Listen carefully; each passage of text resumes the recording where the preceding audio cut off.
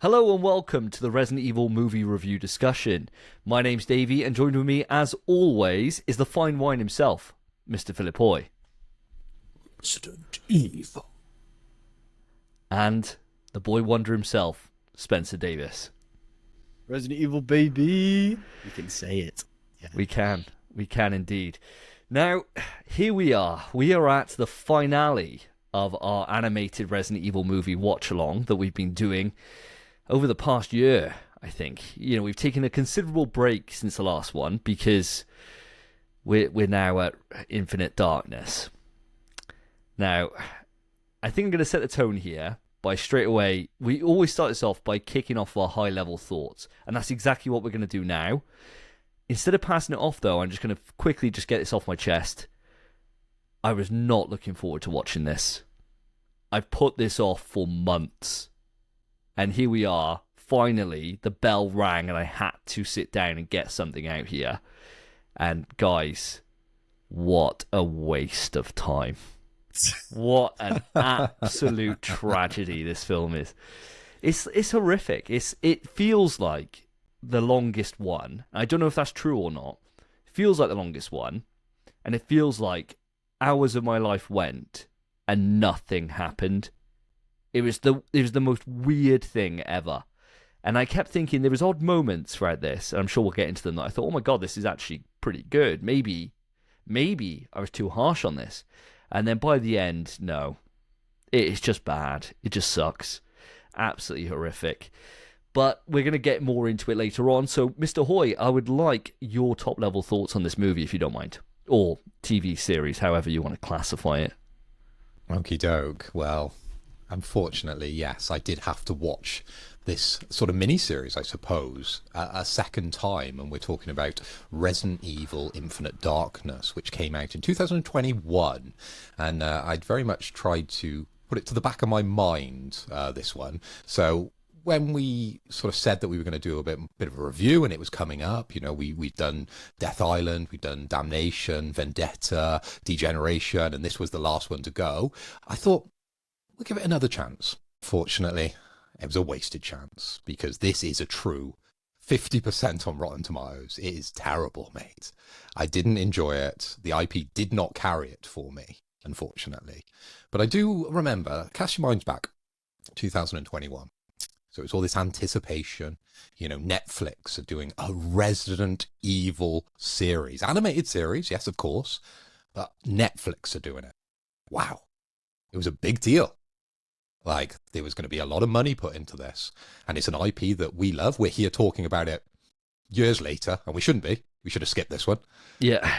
And anticipation was high. Expectation was high. And unfortunately, it let us down on every single level. Apart from the graphics. The graphics within this animation, I thought, were really, really good. I think this is some of the best sort of Resident Evil animation that we've seen across any of the animated series that we've gone through so far. I think this is the best that we've seen Resident Evil looking. I think there's still some jankness in there, of course. It's not perfect, but I think this is the best that we've seen out there. The story itself, there isn't really one.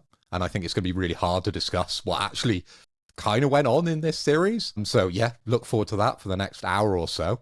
It doesn't really impact the rest of the Resident Evil world in any way. Not to my knowledge, anyway. Maybe there's some deep understanding out there that you boys are going to bring to the table and surprise me. But I didn't see any real impact on anything else that was going to happen anywhere else in any of the games or any of the series. I just didn't understand really who Resident Evil Infinite Darkness was for. Was it for the fans? Not really. It didn't really please me. As I said, anticipation was high, expectation was high, but it let me down. Was it for new people coming to the series? Of course, Netflix has got like a wide arc, hasn't it? It hits a lot of people, and it was promoted very heavily on Netflix. Did it bring a lot of new people into the series of Resident Evil? Maybe. I don't know. I haven't got the analytics to that, but I assume they watched the first episode and binned it. It's just a real confusing mess for me, this series, and I really hope the people involved don't continue with this series on Netflix, I kind of never want to see it again.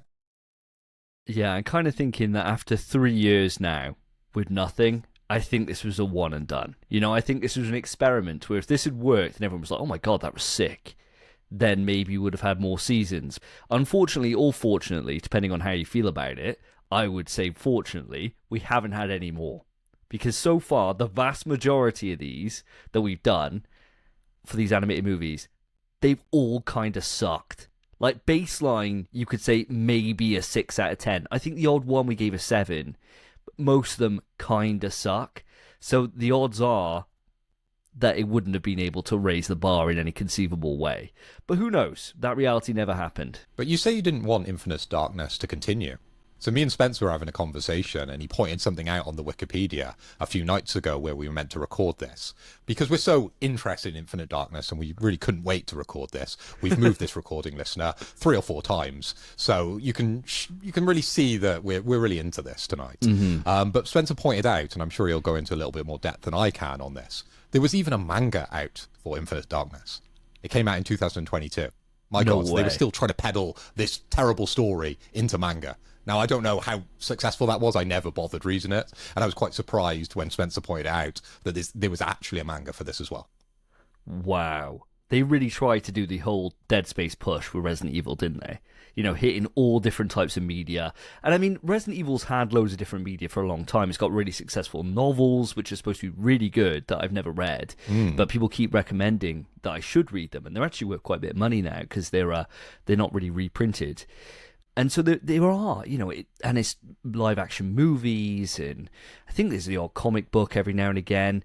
All different things that Resident Evil does and has that are semi-popular.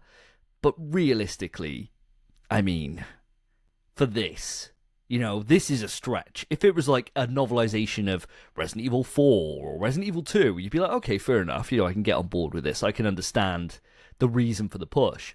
But for this, I mean, I remember at the time of its release, right, there was so much push on this. There was adverts everywhere. And I think I do this quite often with Resident Evil, is like whenever there's a new live action or a animated project or whatever it is, I always go in with like lowered expectations, sure, but I always hope for the best. I'm always quite optimistic, and those hopes are always just dashed down. Like no matter how low I feel it's gonna be, they're always somehow way below that, like considerably low. Especially with fucking Welcome to Raccoon City, like that was literally like to the core of the earth low compared to like ground level, like how bad that can get. But before we even start getting on this whole negativity train, Spence, you may be coming in with a bit of a positive spin here. Give me your high-level thoughts. Mate, am I fucked? It's terrible. This whole thing, I can't believe they made it. It sucks. And then, as you said, Phil, yeah, so they made 2 graphic novels following the release of the show. I don't know what they contain, if it's just a novelization of the show or if it continues on the story. I didn't care enough for the show to kind of buy the books and find out, and I'd be surprised if anyone else did. I think they're more of a collector's piece for people who like Resident Evil merchandise, paraphernalia, all that nonsense. This, bro. I think the reason it feels like it's a movie but it's longer is just because they split it up. It should just be a movie, and if it was a movie, the pacing would probably feel a lot better. And it wouldn't feel like nothing happens per episode because you'd have the whole movie for something big to happen. But it's just, the decisions they made with this are awful. Really bad. I hate it. I remembered every single scene from when I watched it initially. And I thought, do I even need to watch it again? I thought, I might be forgetting something, so I may as well. No. I remembered everything, which is miraculous because there was nothing. And somehow I remembered all of it. I think, even though you shat on Welcome to Raccoon City just then, I think this is leagues worse. Because Welcome to Raccoon City, you can at least laugh at. It's at least funny to watch. That's true. This is boring. Just boring. I was on my phone the whole time I was watching it. It's so hard to keep your attention on it. It is dismal. It's diabolical. Well, we're all at a consensus, so we've all come to the conclusion that this absolutely sucks donkey balls. The big thing now is our rating before we actually start digging into this and going into the characters and then breaking it down kind of episode by episode. Oh, ratings-wise, I'm going to kick us off.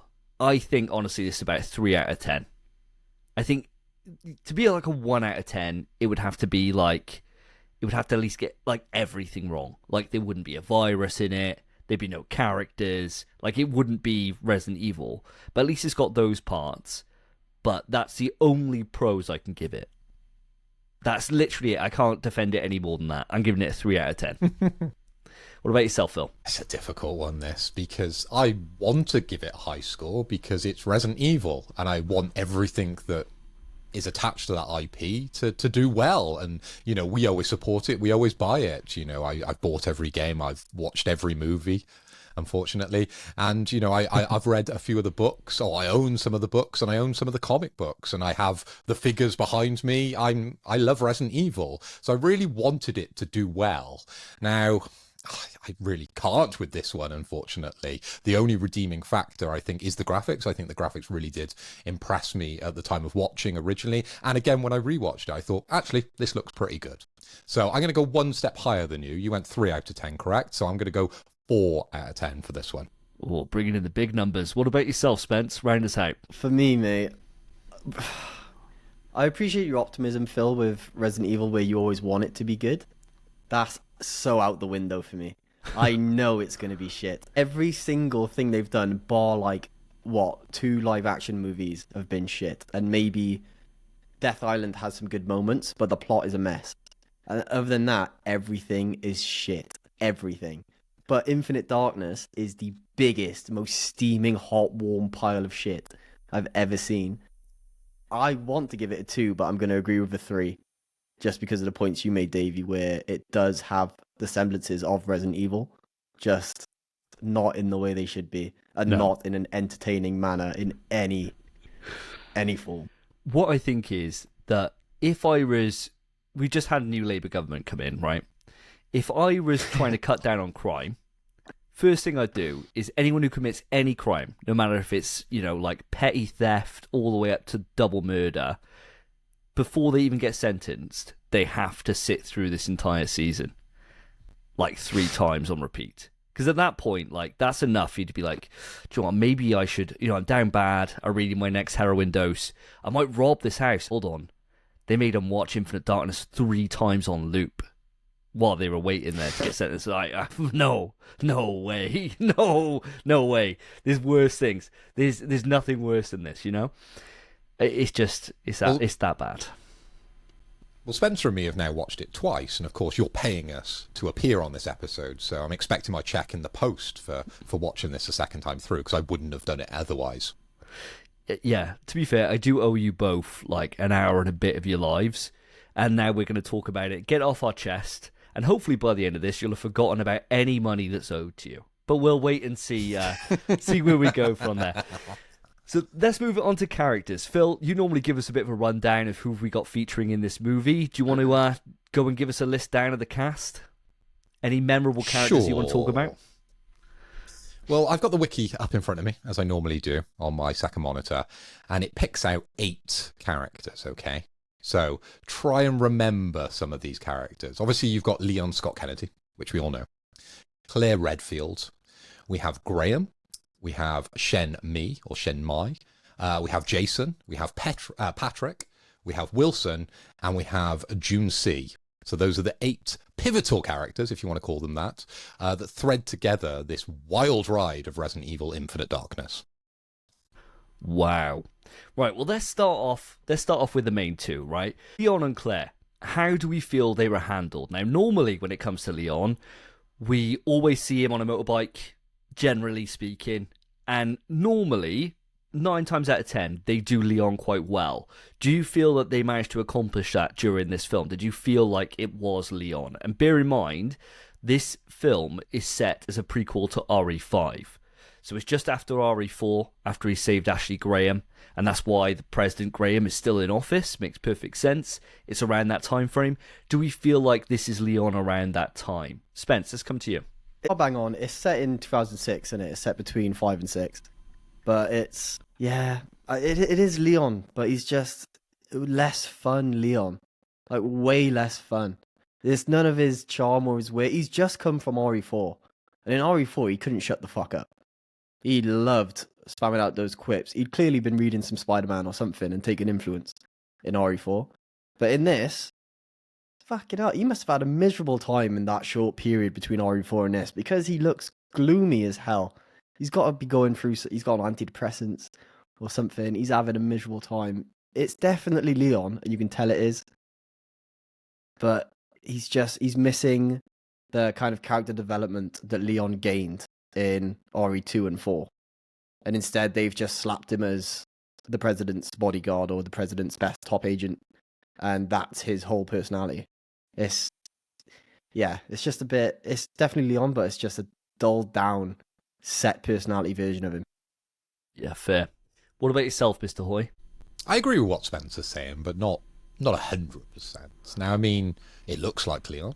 It actually looks really good as Leon. Obviously, he comes in, I think in the first episode, he's in a suit, so kind of a little confusing, but he quickly gains his leather jacket, etc., etc. I think it's a different colour, but we'll forgive him for that one.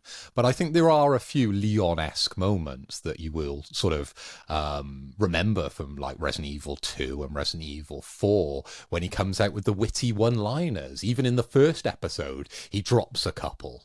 He's like, shoot him in the head. That stops them. And then he says, rest in peace, arsehole. Like, he comes out with a few now and again. That's a bad impression. I'm bad at impressions, right? But Leon does come out with his one-liners. They're not hilarious as they are in the previous games, but he has one-liners throughout this series. So there is a few Leon-esque moments. I think he's done okay.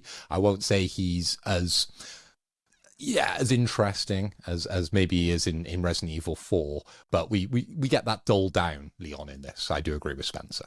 I think you both bang on. I think this is definitely like a diluted Leon. There's semblances of the man still there, but they're more hints rather than being overt like they are in some of the other films. The thing I noticed straight away is that the thing that all these movies nail, right, absolutely nail without a moment's hesitation, is Leon is just a proper ladies' man. Like, the first moment that he meets a woman, like that Shinmei, I think it is, comes in, he's like, want to get dinner? On the first episode, like, the first moment she walks in, she's like, and we got a mission. Yeah, cool. Want to get dinner? And it's like, all right, Leon, fair enough. And she's like, yeah. Yeah, she's like, yeah, all right, yeah. Yeah. Yeah. Like, fuck me. I'm like, with my notepad out. Jesus Christ, Leon, he's got sword. He's got absolute riz for days. Davey, the next time you change your hairstyle, maybe you'll go for the centre parting. I think that's the key. Yeah, it's not quite as long as Leon's is yet, so I got a little while to go, but maybe that's the next evolution. Maybe when I get there, my personality just completely changes. I ride a motorbike all the time, rizzing up like there's no tomorrow, but everyone's keen. Yeah, everyone be like mega keen for it. And I got to be able to fight, and unfortunately, that's certainly something that's outside of my caliber to be able to do at the moment. But no, I agree with you. I think Leon's done the best at the bunch, I think. And it's not much praise, because I think, unfortunately, Claire is just useless in this film. She contributes literally nothing. She is there solely for the bad guy in the last episode to have a monologue about his entire plan to summarize the plot. And it's just like, who could he do this monologue to? And it's like, no one. What if? And the board's like, yeah. What if we brought in Claire Redfield? Like, great. What'd she do the rest of the movie? Kind of plays detective when she's got no detective skills. She's never done any detective work in any of the things. That's her brother's job. She's now doing that. She's like Batman, but shit. Because she gets knocked out every time, injured every time. Anytime there's an explosion or a bullet or something, it's like as if she's magnetized to that damage. She just seems to just get hurt, like no matter what. Doesn't contribute a goddamn thing. And every time they spend time on her, you learn basically nothing. She's there as just to be like, what's happening here? Goes into a guy's house. blown his head off. Cool. Why has he killed himself? We'll come back to it in episode 5 when the bad guy tells you the entire plot right there and then in 30 seconds. Cool. Thanks a lot, Claire.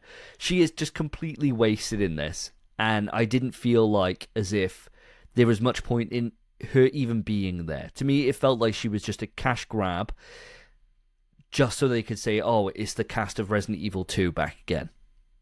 And even though that's been done in loads of movies since, it just seems so on the nose that I can't look past it.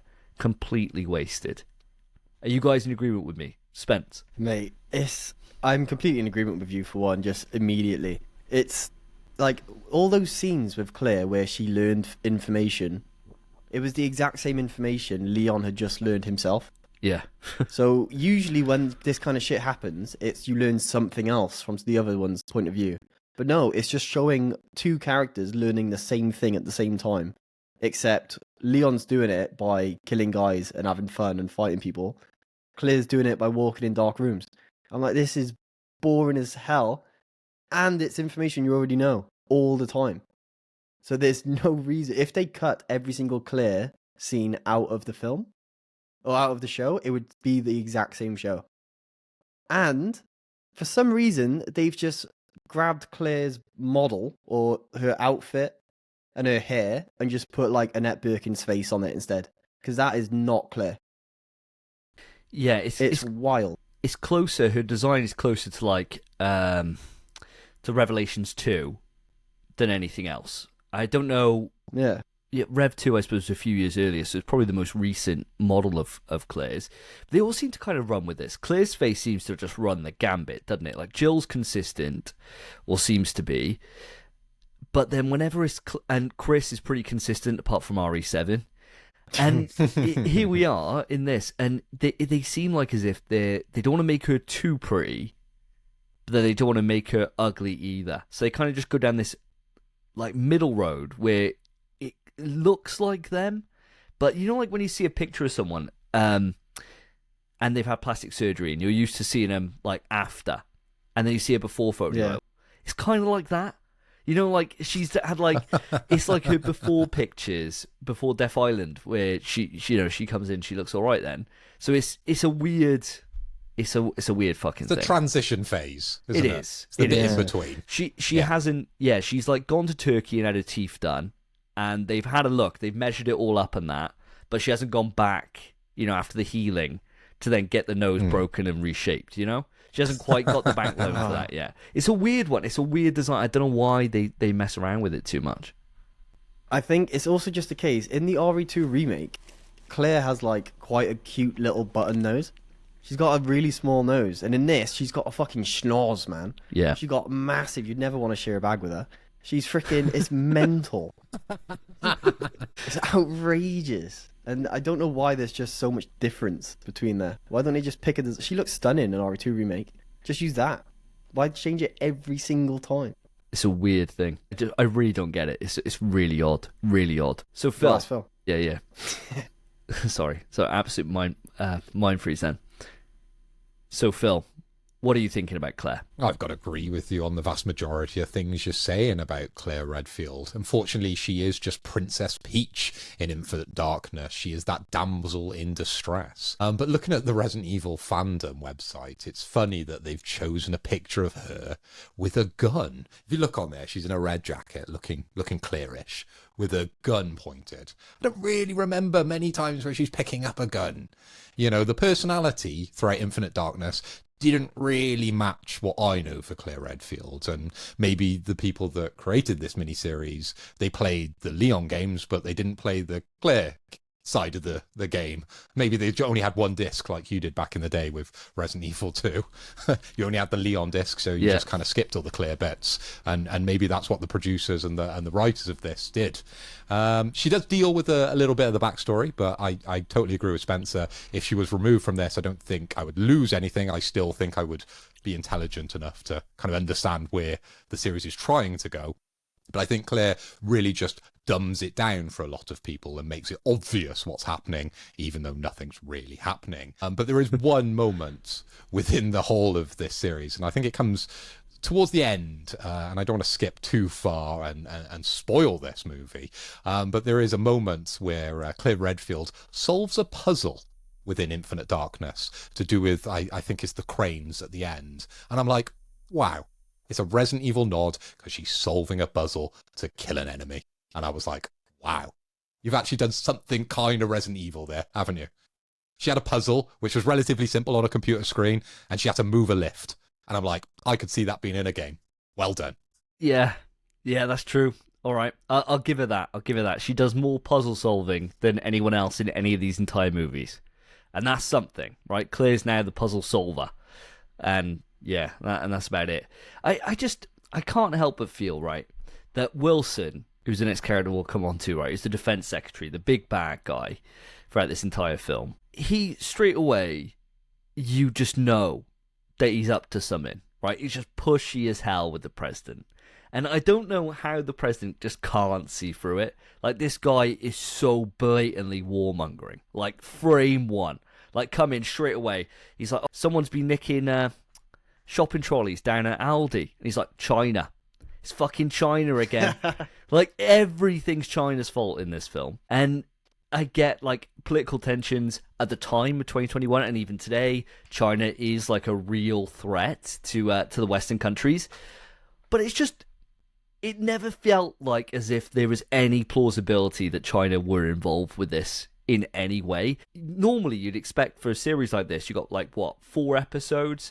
You would have thought that there would be some, like, kind of bait and switch. You know, that you're seeing stuff, maybe there's a Chinese flag planted here, or there's a zombie here that is very Chinese looking, or whatever it is, right? Nothing. Literally nothing to give it out. It's just one guy with a file who comes in all the time and just, China.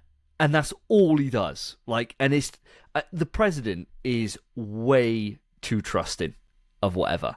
And he's, like, ready to go. He's got, like, a full press conference ready to go to, like, wage war, essentially, on China, bring his weapons into Panamistan to be able to then put pressure on the Chinese. And you're thinking, you've gone off this with no information. Like, you just, literally, the guy's just told him, it's China doing this. He's like, cheers. Thanks a lot, Wilson. You're not at all pushing this agenda. I don't know why you're so keen on war, but thanks a lot. Did this character work for you guys? Because for me, I think he was just paper thin. There was nothing to this guy whatsoever. Don't even know why he even really wanted this war other than to profit off it. And that's it. There's no other reason there. No personal stakes other than I can profit from this. Madness. Spence, how did Wilson work for you? Oh, wow. I wasn't a fan of him. He's just Trump. He's just Trump. That's all he is. But his motive wasn't strictly just profit. It was he was trying to create an army of, like, super soldiers or soldiers that can't die, wasn't it? And then obviously make profit from using them. But just control people with an inhibitor or something. He's bloody, paper fucking thin. Just paper thin. What's his beef? If there was, like, a flashback of, like, maybe a Chinaman killed his mum and dad, he'd be like, that's why he hates China so much. But no, he's just racist, man. That's all it is. And he's just trying to push the blame so that he can succeed from it. And granted, it's a better motive than Death Island. Yep. Way better. But that's still a better film than this show. It's not, the motivation doesn't help because the character's so thin and the character doesn't come across the way it needs to, I suppose. And he's a bitch as well. He's an absolute fucking pussy. Yeah. Right at the end. Yeah, he is. So, fuck him, man. Wilson, bruv. Dead name too. I hate that guy. I hate him. I think, delete him, man. Name. Yeah. Madness. I gotta give him some props, I suppose. Like the injector, the inhibitor is a great little idea. You know, to be able to, like, inject somebody with something, like they're pissing you off or you want to control them, give them that, you're the only person with that inhibitor. Makes sense, right? You can then rule like the country or whatever it is without really having to do too much, and you're just profiteering from whatever it is. We'll get on to how useful this whole thing is, this whole virus and that. Because from what we saw later on, I don't think is that big of a deal, to be honest. But we'll come on to that later on. Phil, did Wilson work for you? Now, I want to be a little controversy here, or a bit of controversial, in the sense that I quite liked Wilson, because every time he came onto the screen, I couldn't help but just chuckle to myself and laugh away, because the guy has no subtlety to him at all. If he wants something done, he literally screams it out. And it makes it so obvious that he's the bad guy. Frame one, walking into that office with President Graham, and they're just doing their business. And they're like, oh, hey, Wilson, fuck China! And it's like, wow, we didn't even talk about China or anything. Fuck China, kill them all! What's going on? Have you had a bad day? Drop the nukes! Like, he was just like a complete... massive, just obvious red flag as soon as he walked in, and he could be nothing else than be the bad guy throughout this, because I don't think the writers were intelligent enough to, as you said, Davey, to do that kind of bait and switch that we were all kind of expecting, I think, the first time we watched it, because it's one of those moments where you think, oh, it's obviously Wilson, isn't it? Right at the start. And it gets a little bit later on, and then something changes, and you're like, changes your kind of viewpoint on him. But no, turns out he was the bad guy all along. And he made it obvious from literally frame one. Hilarious. Every time he's on the screen, just made me laugh. It's just madness to me. I mean, like, the opening episode, we'll get into this more in a moment, but the opening episode is literally where he's like the commander on the mission, and the plane goes down, and he's like, carry on as you were. And I thought at the time, maybe there's some military sense to this. Maybe it's like, yeah, keep your formation, keep your power up. Maybe we're not supposed to have boots on the ground, whatever it is, right? Whatever the mission protocol. But the guy's just a bit of a dick. He's like straight on there. What, they ignoring my orders? And I half expected him to be like, fire the missiles. Like straight away, like even on his own guys. He never does, right? Never does. But yeah, wasted bad guy for me. Like, I think that they could have spent a bit more time on his character development and really shown why he's like this. Like, why does he want this power? Is his plan to be able to... And this would have been nuts, right? This would have been ridiculous. I probably would have taken the piss out of it, but I would have respected it in the realm of Resident Evil movies if that he had tried to give the president the virus, so that then the president has to do what he says, right? I would have much more enjoyed that. I think I would have been on board for that, and it would have been a little homage to like the Los Illuminados and all that, trying to control America. I think I would have been on board. But he just doesn't set his sights that high. Like, all he had to do was just go up to the president and be like, President, this is your anti-China injection. And he's like, yep, I believe everything you say, Wilson. And he just injects it to him. And he's like, right, you're going to turn into a hideous monster unless you take this and you do exactly what I tell you to do. And it would have been like, what a great plan, Wilson. What an absolutely great plan. But no. Let's get really convoluted and let's start a new Cold War. And surely, right, he's the Defense Secretary of the United States. Surely he's making enough money, if that was his only motivation for selling these inhibitors. Surely he's doing all right. What in this world couldn't this, aging man buy with that wage? Like, why did he need it? There was no need for him to make more money at that stage in his life. He could literally have anything he wanted at that point. But he just wanted more. It was the greed, wasn't it, with Wilson, that tipped him over the edge and turned him to the dark side somehow. God knows how he's got all these connections within Tricell, etc., etc. Where did that link come from? They didn't really explain that too much, did they? No, just total little throwaway Easter egg at the end to make you think, okay, well, we've never seen this virus again, we never will. It's just like one of those things, just like, great. All those years of research from the scientists that we never see, gone down the drain, or melted in the acid. Jesus. Right, there's only one other character I think we need to really talk about here, because I don't know about you guys, Shenmei to me didn't really add an awful lot, and I think we'll probably cover her as we kind of go through it. But I think Jason, the hero of PanAm, right? This guy I found at least a little bit interesting. And I did quite like his character in the way that it starts going with this, where he's like shooting up, and you're thinking, why is he shooting up? Is he just on roids? You know, he's very angry just out of nowhere, and he like crazy insane from like the second time you meet him. Like, what's going on with his character? And then, unfortunately for me, by the end of it, it kind of just doesn't go anywhere. Like, it kind of peaks around episode 3 for his kind of character and what's going on, and then he just turns up at the end and becomes the monster. And that was it, really. It didn't really do an awful lot. And I think that his whole motivation in exposing the world and terrifying the world, right? I'll show them terror. It's like, you could probably do this a different way. Like, you don't have to become a massive freak monster. And are people going to be terrified? They've seen like 15, maybe 20 BOW outbreaks at this point. This is just like another mass shooting, you know? Where everyone's like, oh, it's a bit sad, makes the news for a week or two, and then everyone moves on.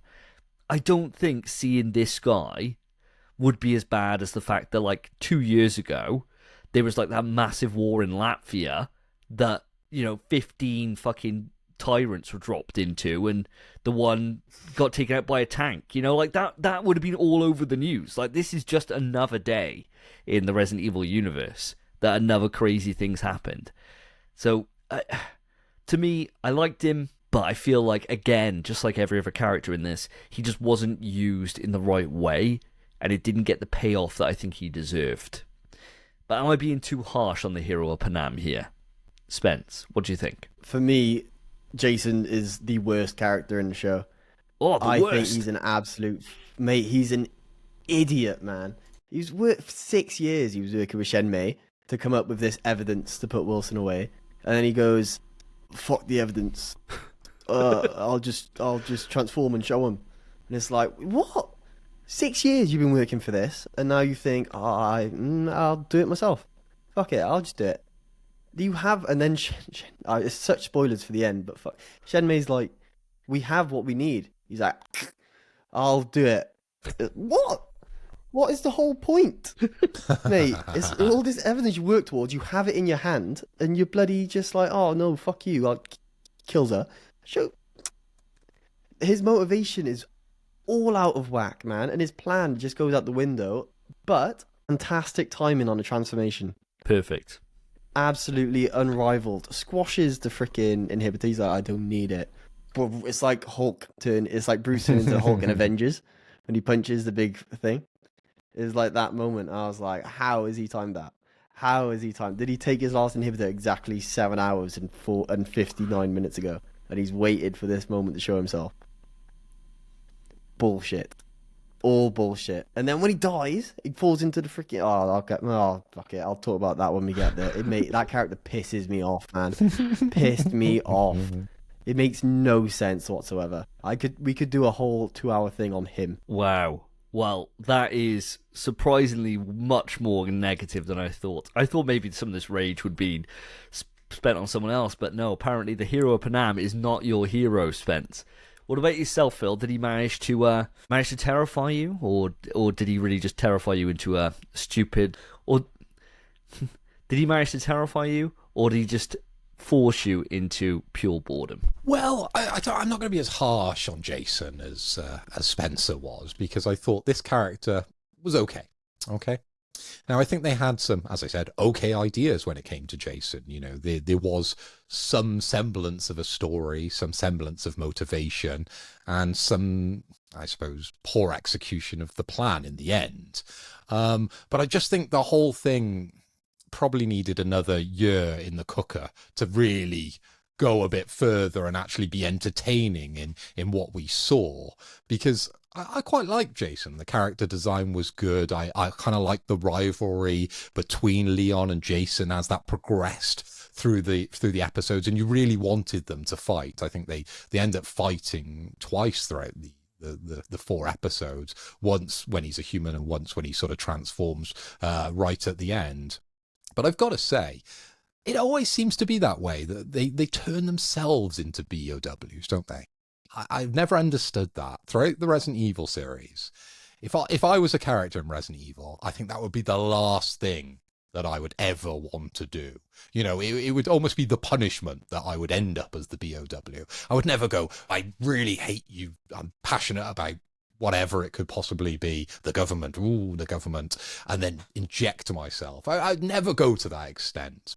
And I don't think Jason needed to, as Spencer was saying. He just didn't need to go to that level, because there's never a way back. Although in the other series they can kind of cure the viruses, but for whatever reason, as soon as you turn into a BOW, there seems to be no way back. And in this one, he was gone. There was no way back for him because the acid got him. Dear God, the acid. Jesus Christ, we're going to get there. We're going to get there. I think if there was any transformation that I could have from like the Resident Evil verse, I think the best choice you could have would be having like Alexia Ashcrofts, right? Like to be Alexia Ashford's, to be able to be frozen for like 10 years or whatever it is, and come out and you look normal, but then when you BOW up, you get like fire powers. And that's fucking cool, right? Like that's cool. And she's still smoking hot. So it's like, you know, that's not too bad. What, you're not into BOW women, mate? That's not a thing for you? Not into that? Mate, I want glowing red eyes and be able to fire run across the walls. Yeah, I want to be Wesker. Yeah, he's got the best. Wesker's got the best, doesn't he? Because he is a BOW. He gets infected, and it sort of grows within him. Of course, we all know how he ends, in a volcano. His powers throughout that do grow, and they are somewhat, you know, cool, I thought. Especially in Veronica, when he's running across the walls. That's fucking cool. Yeah, that is cool. I couldn't agree with you more, fam. Fuck it, it's either want Wesker or Alice from the live action films. You want those powers because they're still human. They're just busted. That's what you want. Yeah, it would be like having the same. What's the little girl called in RE7? Do you remember her name? I can't remember it now off the top of my head. Oh, I know it's in there. So I know. Eve. Oh, not Eve. Is it Eve? Oh. Evelyn. That's it. Evelyn. So Evelyn's got cool ass powers, right? To be able to like create molded. Sure, she has to sick them up, but she can like spit them up. She can like throw shit. She's got like all these kind of crazy powers. Issue is that she's got like proper advanced aging, right? And so it's like you got a proper trade off. But you guys are right. You guys have fucking nailed it. Yeah, Wesker 100%. Yeah, that's the best. And then, you know, Ashford after that. But all right, moving on. We're going to break this down episode by episode now. And I think all we're going to do is we're going to pull out bits that we liked or bits we hated. I think that's probably going to be it. So I'll set the scene with episode 1, right? We start off, it opens up, it's in PanAm Stan in October 2000, right? And you think, oh, PanAm Stan? That's an original name. Anywhere in the Middle East is just put Stan on the end, innit? Like, it's just put Stan on the end, you know we're in the Middle East. And that's all they did here. No, nothing else. They should have a fake kind of map of where it is, and it's somewhere in the Middle East. And you think, I'm sure that's overtaking a real country that exists. It's probably like Libya. And they're like, yeah, fuck that. Just put PanAm Stan over it, right? So no one knows. Kicks off there, army going in, and you're thinking, okay, so this is supposed to be a riff on the war. On the Iraq War. And yeah, chopper goes down. Army guys, they're like, no, the hero of PanAm Stan is like, yeah, we're going to go in, we're going to save him. And you think, yeah, this is class. This is going to be a great little opening. And next thing you know, nothing really happens. It flashes forward then. And all I remember is there's all these bodies lined up, right? And the one's just being hung by his neck. The other one's being hung by his arms. And you're thinking, okay, right. The one guy upside down with one leg strapped in. Just one leg. And you think, why would you tie someone up by one leg? Like, upside down. This isn't the best way to do this, surely. The guy hanging with both arms up like this, and the guy around his neck who's obviously been hung. You think, all right, this makes sense. I've never seen someone dangling with one leg out, like bent, and the other one just straight. And he's just swinging, bro. Upside down. You just think, what are they thinking with this? Like, why didn't they have them all just the same? I don't know why they decided to mix it up. And what you see then is that there's a zombie outbreak going on, that these things are zombies. And you think, oh my God, what a shocker. What a shock moment. Did that opening work for you guys? What do you think about this? And I suppose, ignore the fact it's from different episodes. Did the flashbacks to PanAm Stam overall, did you find them interesting? Did they work for you? Spence? They're fine. I mean, I feel like episode 1 could have just been skipped. I feel like the whole thing could have just... If they started the show on episode 2, exact same show. There's such a massive information dump about PanAm Stam. And it's just not... It's all bullshit. And you're right, mate, with the upside down fella. Starts freaking chopping him up. And it's like, bruv, what are you doing? I can't believe it, man. And every time they flash back to PanAm Stam, it's like, I know. It's like, there's only 4 episodes. Why are you wasting time on flashbacks? It's because you've got no substance. You've got nothing to actually show me. So you think, oh, just flash back to then. That's fine. If it was like One Piece, where it's 1,000 episodes and flashbacks are essential, sure. 4 episodes, 20 minutes a pop. Flashbacks. And they show that one. They show that one scene where they're hiding behind that crashed helicopter, and it gets hit by a rocket launcher at least 3 times in these flashbacks. Like, at least 3 times. I don't know why. I don't know. Maybe they spent all the budget on animation. They thought, yeah, we fucking nailed this. These 2 guys who come up and, oh yeah, and just shoot this fucking rocket launcher. We've nailed this animation. Use it again. Use it again. All the time. And it's not even like it's separate animations. It's just the exact same scene over and over again. It's almost like the directors and the writers, they had some notes about what Resident Evil is all about. And they said, the things the fans love is rocket launchers. Because we do. It's always usually the way that they kill the end boss. It's usually a rocket launcher, okay? Throughout many of the games, you get the rocket launcher, you kill the end boss, you win the game. So they must have thought, rocket launcher's good, right? We'll try and put as many in as we can. So we've already got this animation. How many times can we recycle it, as you've said, throughout it? And it's just wild. It's not even that impressive. Well, it's not impressive, is it? No. It's just a rocket launcher and an empty helicopter. It didn't even kill anyone. And they kind of get blown back. It didn't kill anyone, did it? It's useless. And then doesn't he then grenade the helicopter? Yeah, I think it's like, why? There's no one in it. You just got out of it. It's I like think that's to, like, so if people go to the helicopter to kill them, they'll think they blew up. Oh, right. I think that's him covering his arse. I think it's more than... I think it's that thing that, like, I've seen it in movies before where, like, the equipment gets destroyed, they don't want it in the enemy's hands, so they destroy it themselves, right? So they chuck a grenade in there. But it just got hit by an RPG. Like, I think it's fucked. Like, I don't think it's salvageable. But, no, a grenade way more deadly. It makes no sense whatsoever, that whole thing.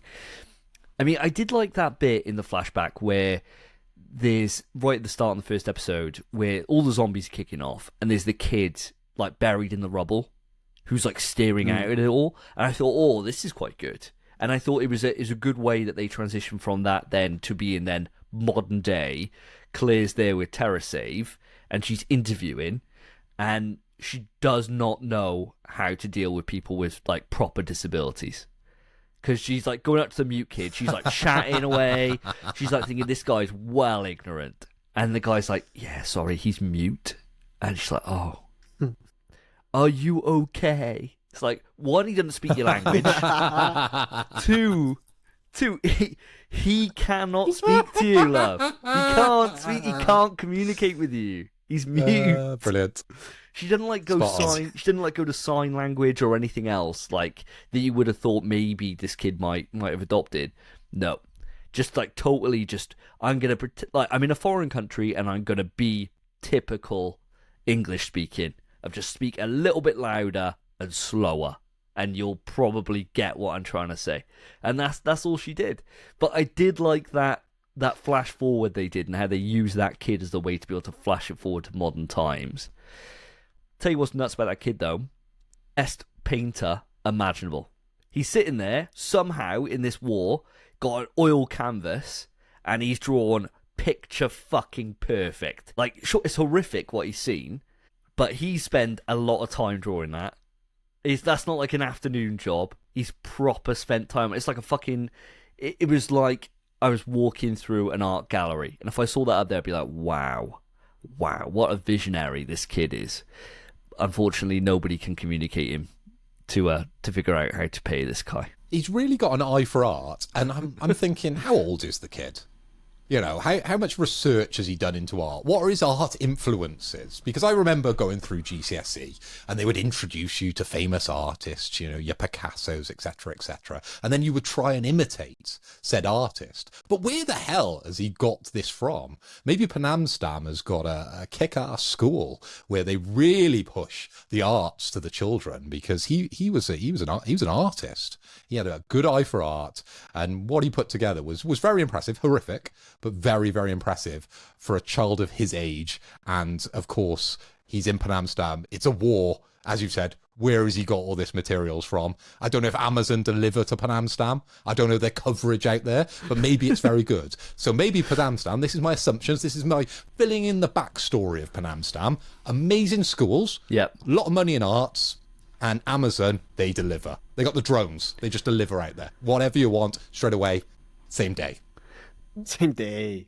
All they're doing is, this could probably explain, one, why they're so bad at RPGs, and secondly, why they don't know how to hang people up properly. You know, they're just spending all the time drawing, bro.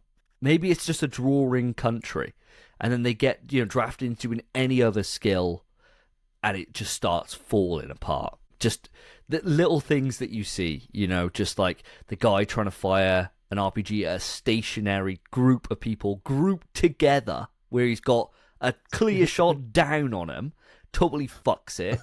And then he's got 3 hostages that he's obviously beaten up and strung up. And the one guy thinks, I've done him by his leg. No, that's not how you hang him up. Why'd you do that? Everyone else did it right. Why'd you do? I don't know. I'm sorry, man. I'm a painter. I'm a painter by trade. Everyone else here is. Everyone's a painter. Everyone is.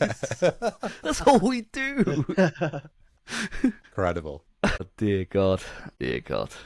Anyone got anything more to say on the flashbacks, or should we move it on? I think with an intro like that, or a flashback that obviously sort of introduces the start of a series or a movie, generally you want to create some intrigue. Now, I think the child did create some intrigue, because you see a horrific act and you see the child underneath, don't you, peering through the bars, and you're like, what is that? So there was a level of intrigue there, and there was zombies. So, tick for me. I thought it was okay. The start of this, I didn't think was bad. Now, what follows, of course it is, as we know. But the start, I think, was okay. I think I could have watched that and been a bit into it and been, what's this? Who's that child? What's going on? Oh, we've got zombies. I'm in. Let's see what's next. Unfortunately, what came next was that we get the zombie attack at the White House.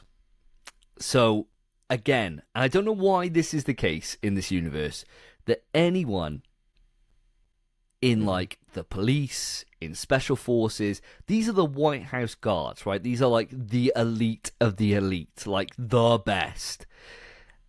They are useless. They see a zombie. There's a curly-haired guy, right? Which I put his name, Patrick is his name. I just called him curly-haired man. Shows up for 2 scenes in the entire movie. First to be Don's here, maybe he's not that big of a big deal. I think it was just, good timing and a bit of luck. And the guy then, Patrick, is just a bitch. First zombie, completely fucks it, right? And Leon has to come in for the save. Now, that entire moment where all the guards come in, they get the president down, they that room, there's no one getting in that room. Thinking, great, yeah, this is fine, this is good. Everywhere else in the White House, though, everyone's falling like a pack of cards. They're getting rocked by these zombies. Am I alone in thinking that maybe these guys should have been better prepared for this, and it shouldn't just be the hero of PanAm and Leon that saved the day? Surely these guys should be able to take these guys out, no problem. They should, but there's a trope with Resident Evil, which is only people who have experienced zombies are able to deal with them. And it's the worst trope ever, because it happens in everything. What was that stupid airport one where they save Oh yeah. That stupid senator or whatever from the airport, and that one fella's just spraying an LMG in the room, going, yeah. Doesn't kill a single one, not one, and that's right after Leon said, "Aim for the head." I love that you've picked up on that, Spence, because I made exactly the same notes on this. The classic Resident Evil trope. Stand or I'll shoot to a zombie. They always seem to do this. And he doesn't know this guy. He's like, oh my God, get back. No. But, you know, Leon does save the day and he comes in with his witty one-liners. But step this back a little bit, because I want to go back to, as I said, one of my favourite characters in this, Wilson. Because as soon as the lights go off, the first thing he says is, it's an inside job. It was China. So he blames them. It just had to be them, didn't it? No. Wilson, the lecturer, we just haven't put 50p in the meter, mate. That's all it is. There's nothing wrong. Straight away blames China. Anything he blames China. Like, anything literally could have gone wrong in that presidential suite, and China would have got the blame. So Wilson, he's writing out his I hate China letters, and his pen runs out of ink, and he looks up on his pen and he says, made in China. And he's like, those Chinese. Brilliant character. Love him. And you're exactly right. I think it was just in that same scene, just before that kicked off, is Wilson coming in saying about the dangers of China. They're hacking us again. And the president, Wilson, you and your agenda. And then lights go off, as you said, China's to blame. There's one bit about all this action that really worked for me, and it shouldn't work, right? Because it's ridiculous. I think it's Leon, right? I think it's Leon who does it, but it might be Patrick. Someone boots a zombie, and they go from being on ground level to up on a chandelier. And they're literally spinning on a chandelier. Like, it boots him up to the ceiling. And you think, fucking hell. Like, we always say that in Resident Evil, the hand-to-hand combat stuff is way more powerful than a shotgun blast. And normally it's exclusively to Leon and Chris who've got these kind of abilities. I swear it's Patrick just boots a zombie and he's just gone. And he's spinning, bro. He's like on the chandelier. And he's like still there. But he's out of harm's way then. And I think, wow. Like, whoever thought of doing that, they deserve the raise. I really appreciated that. Now, did the action shown throughout this scene work for you guys, or did it feel just very cookie cutter? Cookie cutter, mate. Easy cookie cutter. I mean, some of it's quite funny, but it's the same thing we see in every single film or every single show. How are they able to turn off the power for the White House? And how are they able to get these infected in there that quick? And how's Claire able to just walk in there as well? What is going on in that She's a reporter, mate. She's a reporter. She just walks in. That's fine. Open door policy. It's the same as every Resident Evil kind of secret bunker. The doors are just always wide open. Wide open. You just walk in. No security. Yeah, she's like a self-reporter. She's never worked a reporting job in her fucking life. She works for like these different building hospitals and schools companies and helping all these unfortunate countries, which somehow every single one somehow has something to do with BOWs. Mate, it's just typical Resident Evil. I can't even say it's bad because all of them do it, except in I think Infinite Darkness, when we first see Jill in that blacked out house. Yeah, that's good. That's a cool scene. She stomps a freaking zombie through the table, and I guess that's just the same thing as the booting one up to the chandelier. They've just made it a bit different, and it's like, great. It's the same thing every time. I don't care. I wouldn't. I was going to say I'd rather another flashback. I wouldn't. I suppose it worked its purpose. Yeah. But its purpose is to show that this is about zombies. And they do that every single fucking time and show the president's in danger. Oh, what a shock. Come up with something new, man. This is why RE7 and 8 are fantastic, by the way. Because they're different. Wow. Extremely negative on the action on this. What about yourself, Phil? You were slightly better? Now, if I was President Graham, I would keep away from Leon and Claire. If they come anywhere near me, bad things are going to happen. And generally those bad things relate to BMWs. And of course, this one eventually did. But as Spencer pointed out, there was no kind of explanation as to, A, as you said, how they turn off the lights in the White House. Apparently that can just happen. It may have just been a coincidence, we never know. Or how those zombies got there in the first place. There was never like a plot behind that, was there? There was no kind of Mr. Burns moment where he's like, it was me all along, sort of thing. There was none of that. It was just like, you've just got to accept that Resident Evil, they're going to put zombies somewhere, and they're gonna go through that trope situation. You're gonna have someone that doesn't understand it. Leon's gonna come along, and tell him to shoot him in the head. And they did that, and they just ticked the boxes. And I think if that wasn't at the start of Infinite Darkness, I'd be a little confused. I'd be like, they're trying something new here. But they didn't. They just went through, as I said, they ticked the boxes, and it was all right. But that's what I expected. I didn't expect them to do anything special in that part of the show. No. And I suppose that kind of sums up episode 1. I mean, like, it doesn't really do anything too crazy. Just kind of gets the ball rolling. An okay episode, right? Certainly not the worst, I think. But we get on to probably my favourite episode of the lot in episode 2. So episode 2, what's happening in this is that it's more about Claire, and she's investigating all the Mad Dog units are committing suicide.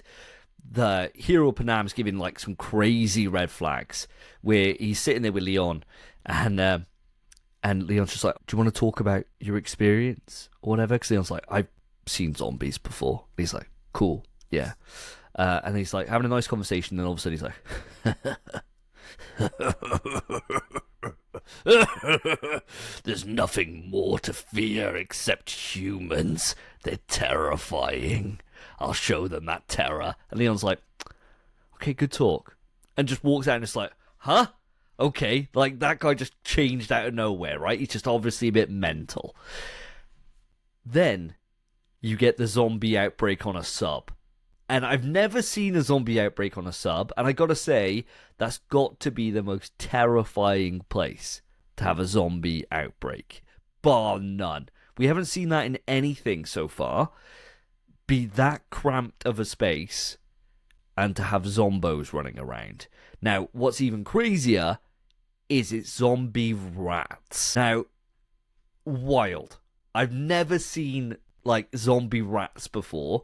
Now, we know that they spread the virus in Raccoon City, and they were the ones that carried it into the city from after, sucking up the T virus sample after Birkin got shot. And that's how it spread into the city. We know that, but we never actually fought a myriad, like thousands of rats that are here. Like, too many to properly be on this sub. There was more rats than there was metal in the submarine. It was absolutely wild how many they were. Now, that scene, I loved. I loved every goddamn minute of it. And I thought, there's no way Leon gets out of this. There's way too many rats. Guys, are you on the edge of your seat like I was, or are you very much switched off by this point? Phil, let's come to you. Well, what I couldn't understand was that, of course, the sub crashes because the driver is cut or is killed, and you later find out that Jason and Shen Mei, they're going around killing all the crewmates.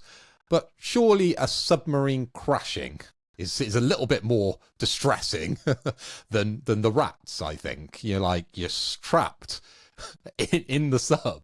Imagine they just locked the door and they're just like, yeah, see you later, Leon. What are you going to do? There's no escape route from a submarine, surely. I've never been aboard a submarine. But my assumption is, once it kind of crashes, if there's any kind of tear to it, of course the water would start to come in. But there's only limited air in there. Surely that's more terrifying than, of course, the rats coming out of the pipes. And as you correctly pointed out, there was way too many rats that were coming out of those pipes. It was just mad. It was just wave upon wave of these bioweapons coming out. And I like the point where I think Leon sees one, and again, he just kicks one. It It's usually his go-to, isn't it?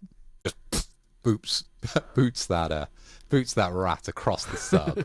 And he brings out his gun. They're like, "Ooh, can't do that. It's a pressurized tube underwater." So, of course, he's got to try and use the knife. But that doesn't really go too well. But yeah, it was an exciting scene. Adrenaline was high. Of course, as I said, you start to find out that Jason and Shen have kind of got this ulterior motive going on. So it draws the intrigue up a little bit. It was 26 minutes of kind of like high tension, I thought, throughout this one. And I agree with you, Davey. This was the best episode. But again, unfortunately, it doesn't go anywhere afterwards. But I think this one on its own, if you were just going to watch this episode, you would want to watch more. Yeah, I think I completely agree with you. Love to hear it. Spence, you've been a lot more negative. You're going to continue along that trend. But where the fuck did the rats come from, man? What are they? Thousands of rats. They can't have been kept on a submarine because that's idiotic. So how are they getting? Are they swimming into this submarine? Like it's the White House all over again, where the zombies came out of thin air. It's like this time it's 1,000 rats. What? I'd agree with you. I do think it's the best episode. It's still shit. Like really, really shit. Like it's the most fun we get in the whole show. But those rats, it makes no fucking sense what they're even doing there. Kept on a submarine. Weird. But it's stupid, man. It's a stupid scene. And Leon just wipes them all out with like one move. And then, I hate when this happens, and it happens in fucking everything. They get in an escape pod. The submarine explodes. And then they leave. And I hate when I see that shit. It's not like they narrowly avoided the explosion. They were fucking in it. And then drove away. You should be dead. Especially as like subs are nuclear. They're powered by nuclear reactors, right? So you'd think a sub exploding should probably... I mean, I don't think it would cause a nuclear explosion. But I imagine it's not going to be like, a tiny pressurized thing. And it was a pretty gnarly explosion, right? It was pretty gnarly. I don't know, as you said, I don't know how the fuck they got out of that. And why wasn't there a rat in the escape pod? Like, surely one. Surely, imagine that, mind. Imagine they shoot off, and then there's just more rats in there. And they're like, oh my god. And then they'd have to go hand to hand. You could have like a... Because Leon's squishing rats like no one's business. He's like stomping them to oblivion. You think, well, I'm sure it does a close-up at one point after like Leon like squishes one, and it's just like the foot imprint on its neck, and its head's like it's just obliterated, right, like proper jellied. And I remember after there was like 5 rats came down, I thought, oh, Leon's got 5, and then it's always like one of those like hypothetical questions: how many rats can Leon deal with? And I thought when he was there and he uses like the gas pipe, I think it is. It's electric, isn't it? He floods the area. I thought, I'm sure rats can swim, and then he just drops the electric cable in to fry him. I thought, Leon, smart, because I would have been dead. I think like if there was all those rats, I would just turn the gun on myself immediately, because I'd have been like, well, this is game over, absolutely game over. But no, Leon coming out there with a bit of a nice bit of physics, just chucking a bit of water and electric together on a submarine, and it's fine. Like, it doesn't electrify the rest of the sub. Nothing, like, he doesn't get like fucked on the side as he's hanging on for dear life on metal. Absolutely fine. Localized to the water. He's an absolute master of physics, he is. My question with this, as you were saying, why didn't the rats attack the skate pod? Maybe the rats just hang out at the front of the boat, because they didn't come out of anywhere else, did they? That's they true. They were just all at the front, like a lot of rats were at the front of the boat somehow. And again, maybe the electricity and the water, does that actually work? Is that actually a real thing? So say this happened, say I was on a sub being attacked by BOW rats, and I had to, dispose of them. Could I drop the electric cables into water? And would that actually fry them? Is that actually a thing? Yeah, it would do. I think the only thing that you'd probably fall down on is I don't imagine there's going to be like a water pipe that runs throughout the entire submarine. Because why would you need to have like a water release pipe where it's flooding water through? And it was a lot of water, so it had to be seawater. Yeah. So there must be a vent outside the sub, which then has water come through it for literally no reason. Like, I can't... maybe somebody's going to comment and say, actually, that's how submarines sink. Is because they pump the water in from outside. In which case, cool, I can buy it. But right now, in my ignorance, I don't think there would just be a massive fuck-off water valve that pumps that amount of water out in like a second. The only thing I can think of, mate, is one good point. It might be to add weight to the submarine to make it drop down. I don't think that is what its purpose is. It could be for coolant for the nuclear energy. It could have constant water flowing in and out maybe to keep that cool. And that makes sense. Or maybe it's for the rats to drink. Because at the end of the day, they need sustenance, don't they? You know, maybe they just had a lot of pet rats at the front of the ship that they were keeping, and they kept the water to feed the rats. We've all seen, you know, hamsters and gerbils in cages. They've always got that bottle of water, haven't they? They're like, from. Maybe it was just a bunch of those. That's where they were all plumbed into the into the submarine. But of course, we're picking holes in something that is largely irrelevant because there was zombie rats. Well, the relevant one is, although it would work if you electrified that water, there is zero fucking chance Leon wouldn't have got electrocuted as well. Holding on to an entirely metal submarine and he grabs a metal bar. He's 100% getting electrocuted as well. Bullshit. The rats came out of fucking thin air. Metal's doesn't conduct electricity, apparently. You can't have logic when you watch this show. You can't. Does he say a one-liner there? Because if he did, I missed it. I don't think he does. I think I would have wrote it down if he did. Because I would have said something if I was Leon. That's like a perfect time, isn't it? You know, like, rats get the cheese. Like, it doesn't have to be good. It doesn't have to be a good line. It could just be anything. And I think it would have been a perfect little send-off for that moment. But no. But I'm picking holes into it. We all are. Great scene, though.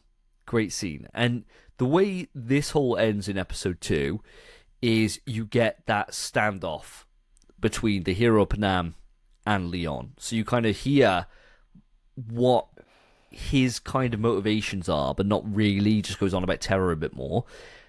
And then he just gets shot in the most bitch way. It's like one bullet's fired and just kills him. He's just dead. And you're like, oh, all right then. And then you don't see him until the end. You know, like he's just seemingly just dead by Leon, like kind of backflips over a sofa and just fires one bullet and it's like straight through the heart, dead. Like drops. Not even like a bleeding out saying this little thing. He's gone. He's just a goner. And we don't see him. And that's how the episode ends, which is a strange end, but one, like we've been saying, kind of did make me think, where's this going now? Like, I can't remember what happens and how are they going to keep moving this on. So it did make me want to watch episode 3. Now, did that one bullet, magic bullet, work for you guys, or were you checked out? I like the way that he thought he could change Leon's mind about the situation. You know, you see that a lot in movies, don't you? Your sort of protagonist and your antagonist going off and kind of one trying to turn them. But Leon, throughout the whole episode and through episode 1, he is Mr. USA. You know, like, you can see the whole of the United States behind him. USA!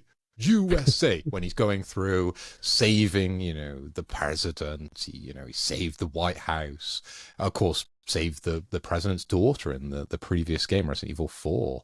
Now, he was never going to change Leon, and Leon just stands up to him. And it was kind of the standoff you kind of wanted, but didn't really get the full payoff of it. You know, they reach for the gun, and then and then the episode kind of ends, the gunfight, and of course Leon's just a bit faster than our muscle-bound freak Jason. But yeah, the root of terror is fear. There's a lot of fear in this world, but nothing more than humans. And I think Jason found out that the fear really is Leon, because you should be scared of him. He's a badass. He's a freak. Like, I know you say that, like, there's a muscle-bound freak in that big guy, right? But Leon's just a freak at anything. He's probably freaky in the bed, that's why he's getting all these birds all the time. And he's just an absolute, like, crack shot. Whenever he's on a motorbike, it drops drastically. His shot ability is just fucking... He's shooting everywhere else, as we've already covered in a lot of these episodes. Jumping over cover, my man is a fucking dead shot. It's wild. how good he is. That's that president training paying off. He's the only one that paid attention in class because the rest of them couldn't hit barn door. Spence, how you feeling about this? Well, I'll start first by saying I reckon Leon's terrible in bed. I reckon that's the reason he never sleeps with anyone, because he has to maintain his BDE, his big dick energy. Yeah. And if he sleeps with any of them, rumours spread, man. Gossip goes around, everyone's like, yo, did you hear about Leon's got a small pee-pee? It's like, he can't have that, mate. He has to keep up his reputation. So he just flirts with him, he makes him want it, doesn't give it to him, because he knows he can't provide. So I think that's Leon's whole game, mate. He just likes the chase, doesn't he? Just likes the chase. But as soon as anyone gives him a little bit, he backs off. Exactly. Because of his small PP. 100%, mate. 100%. But in regards to the actual scene we're talking about, I like the magic bullet. I do like the magic bullet, because this is prior to us knowing the whole inhibitor thing. There's been hints about it, but we don't know that he's able to just come back to life. We don't know he's basically immortal, unless, I suppose, you blow his head off. So that's quite cool. And then it obviously makes sense for when he comes back.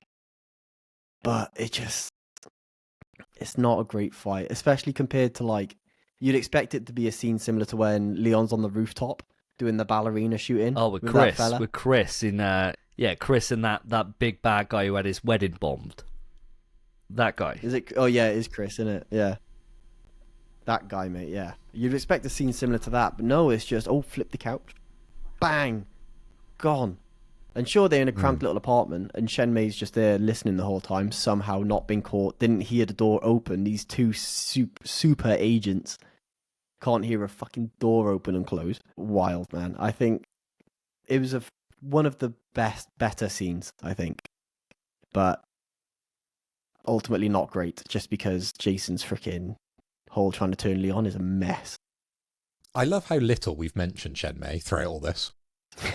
Again, quite an insignificant character outside the link to her brother, I believe it is. Yeah, she literally has no purpose. And I mean, this dovetails, I've only got one note for episode 3, and that is brother in the bed.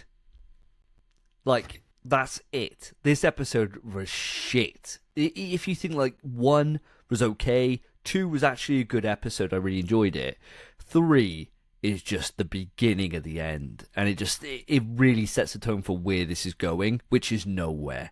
You get the only thing that happens is Shenmei's entire point of her character being here is the fact that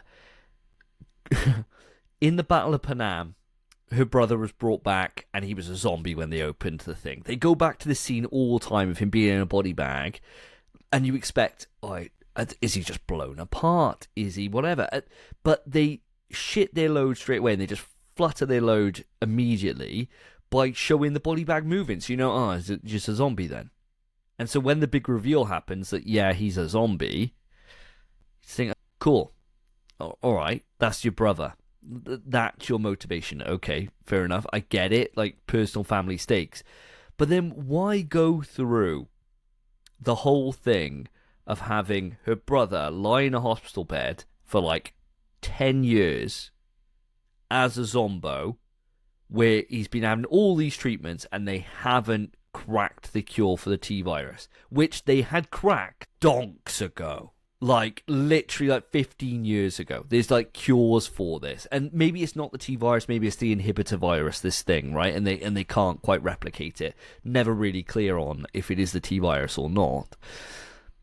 But I did not enjoy this episode whatsoever. I thought the fact that they've had this living proof that this has happened for 15 years and they've never done anything with it until right now is just wild. I mean, like, why wouldn't you just go and be like, this is what we got. We think it's the general because he was the one leading the operation. This guy's a zombie, so there are zombies happening in this place. Can't we get him discharged? Like, surely that would be enough. Like, you wouldn't need to go too much further. There are zombies there. This guy's a zombie. Run his file. He's not going to do any harm. He's not going to even remotely try and bite you because this zombie, for whatever reason, is quite happy just chilling. Like, doing nothing. Why is he on life support? He's a zombie. I don't know. I don't know what they're pumping into this guy. It's obviously not worked. And this bloke's like, yeah, I was a major businessman, like multimillionaire, whatever. I spent all my life savings on this, keeping this guy alive. And it's like, you wouldn't have to do anything to keep him alive because he's a zombie. So he's already alive forever. Just don't shoot him in the head. That's all you had to do. Just lock him in a room. But no, none of this worked for me. I thought it was so outlandish. And then the moment that the guy gives you the full backstory of why she even exists as a character, the roof falls in and crushes her brother.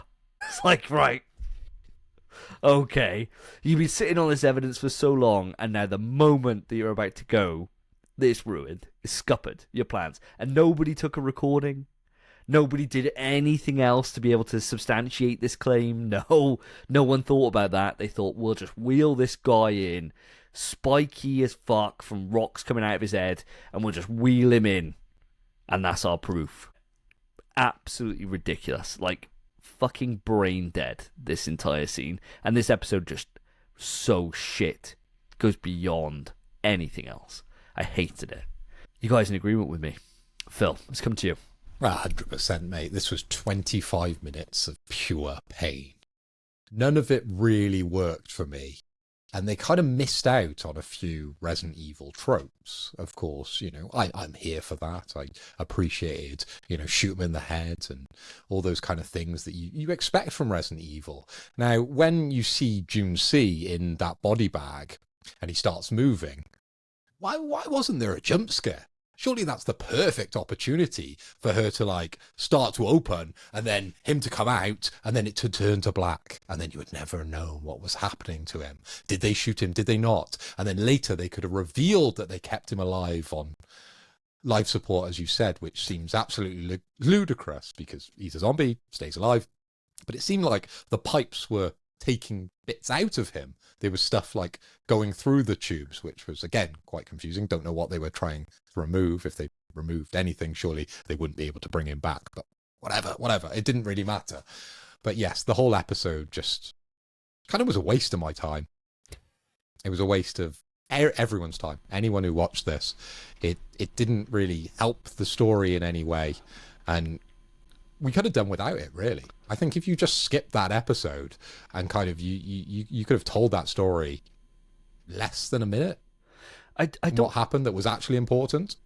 I don't think. And I think this is the problem, right? Is that and the reason why we haven't mentioned Shen Mei at all is because I don't think she adds anything to this. Like, literally nothing. There's no care. There's no concern about her as a character. Nothing at all. And so to have an entire episode dedicated to her and her backstory, where there wasn't a mystery there anyway, because you already knew there were zombos there, it's not like there was no revelations here, like, at all. There was like nothing. It was just, as you said, it was just a fucking colossal waste of time. And you're right, they could have just cut Shenmei's character out and skipped this episode. And I think it probably would have been a much tighter experience. It might have even been better, because you would have had 2 out of the 3 episodes being at least all right. Whereas, you know, you got 2 for 2. 2 just fucking 2 all right, 2 absolutely shit episodes. But we'll come on to 4 in a minute. Spence, your thoughts on this whole backstory arc episode? I'm thinking you guys expect me to be so negative, but I actually didn't mind this one. What? It was mega fucking slow, and boring, and a lot of information we didn't really need. But I don't think it was a life support machine. I think that machine was keeping him docile, so he wouldn't attack and everything, because he's just living. I think that's what the machine was for. I don't think they explicitly say that the machine is a life support machine. I think they just say they're trying to cure him. And I thought my interpretation of that machine was that it's just keeping him still. And because he is a zombo, he's just in bed chilling though, with a little bit of crystallization on his head. He's fine, mate. He's happy. I think that's what that machine's doing. But the whole point is for that little chip in the wall that they got out of his neck when their grandfather flew him out of PanAm Stan or whatever bollocks it was that happened. But that chip doesn't do anything. It means nothing. The bloody whole backstory means nothing. It's a mess. It's a mess. But I didn't mind this episode as much just because I didn't think of it as they were trying to keep the zombie alive. I think that my interpretation just made it a bit more enjoyable for me, I think. But then the whole building falling down was a load of bollocks as well. Why is Jason able to do that? Yeah. Drop freaking rockets onto some random China house in Shanghai or something. He's not got the permissions for that. He's got to be reporting to someone. We know who he's reporting to. That guy doesn't know this is going on. Shenmei is just there to be Leon Slampies, and that is it. That is her whole point of existing, and to introduce this whole link to PanAm. It's bad, man. It's bad. And, like you said, although, Davey, you kept jumping the timescales, you said 10 years and 15 years. It's been 6 years. Oh, yes. Okay. 6 years All is the time frame. Fair. Yeah. But correctly, he's been infected this entire fucking time, didn't do anything with it. The chip they took out of his neck, which proves Wilson's fucking guilt. Just keep it in the wall. Fuck it. Let's wait. Let's wait until Jason loses his mind, and then we'll think about using it. Quick question also, when it comes to like US politics, how many years is the president in charge? Did this happen? Because he's obviously gone up the ladder, hasn't he, Wilson, to become the Secretary of Defense within this, and obviously the stakes are higher at that point. So maybe they were waiting to the best moment where they could really fuck over Wilson. Maybe that was the ploy. Because him losing a job where he's like just an army commander, but to lose the presidential kind of Secretary of State job, that's a bit more impactful. So maybe there was a slight reason for them to keep it a little bit longer. I think if you're looking at this logically, right? I'm grasping at straws here. Yeah. And this is the thing why it makes zero sense. If they had struck like immediately when they had the evidence, they would have stopped Wilson moving up to become Secretary of Defense, like one of the most important jobs in the world. They could have just stopped that, but they thought, no, let's let him do at least a bit of a term. Let's see how this pans out with this guy. Why wouldn't you just straight away just be like, hold a fucking minute. Look at my son. He's fucked. He's got rocks growing out his head. And we got the proof here that it was the general. And they could just be like, yep, you're right. Let's arrest the general. This is bad. Bad news bears. But no, they sit on this for, as you said, Spence, 6 years. But no reason whatsoever. And you would have saved all those people that had been turned into super soldiers in all those tubes. Because there was thousands of them in episode 4. We never even go into the reason and where he found all these people. They just appeared. He didn't biologically create them, or am I misconstruing the story a little bit? But I assumed they were actual people in those tubes. Yeah, I think, didn't he say that he like offered them a chance to be like better or whatever, to be like superior, and then they took up on it. The downside is that you're for some reason frozen, like as if you're the Winter Soldier, and then you have to have this inoculator. Which, to be fair, if I was offered the chance to be able to be essentially immortal, stronger, faster, everything else, but I have to inject once a day, it's not a bad deal, is it? You know?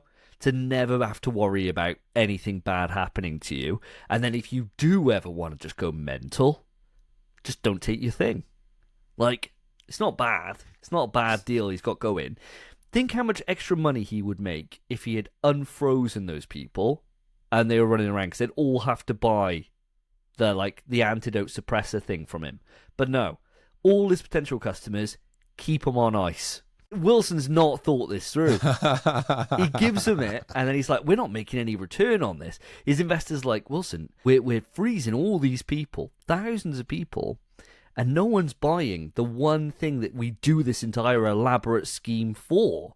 Where are they? And he's like, well, I keep them on ice, just in case. But what happens if something happens? Then we purge every single one.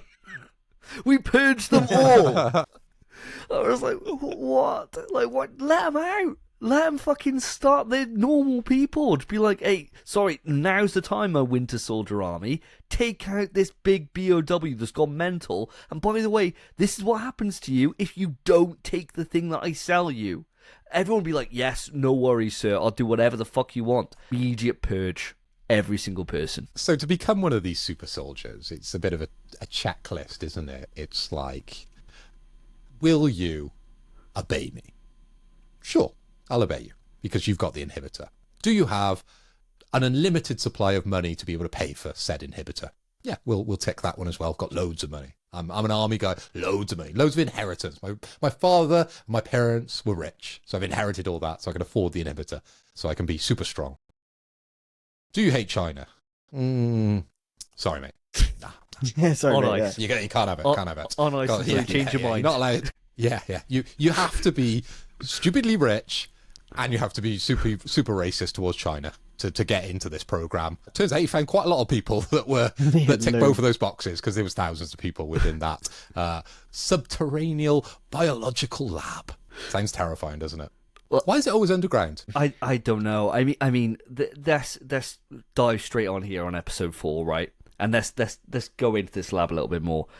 The thing that I was really gutted about here is that it was the perfect location to have the ceiling crushed down, like they've done a couple of times now, or to have a really big lift shaft which falls, which is another thing on the Resident Evil movie tick box.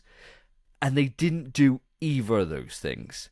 They just had acid, which this acid is fucking ridiculous.